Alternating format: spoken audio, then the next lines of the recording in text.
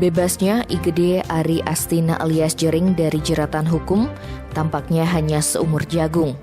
Setelah dilaporkan atas tuduhan pengancaman melalui media elektronik, penggebuk drum grup band SID ini resmi jadi tersangka di Polda Metro Jaya. Diketahui sebelum status baru ini ditetapkan, Jering telah menjalani pemeriksaan dari penyidik Polda Metro Jaya di Mapores Badung pada 28 Juli. Termasuk barang bukti berupa handphone milik istrinya Nora Alexandra juga telah disita sebagai barang bukti yang diduga digunakan oleh Jering dalam melakukan pengancaman.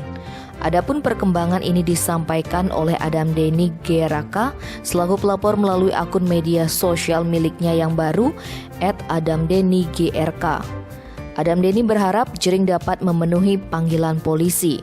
Adam Denny menyebut jika panggilan pertama diabaikan karena terlalu banyak alasan yang tidak jelas, maka akan ada pemanggilan kedua. Pihaknya meyakini jika Jering kembali mangkir, maka kemungkinan ada penjemputan paksa dari penyidik Polda Metro Jaya.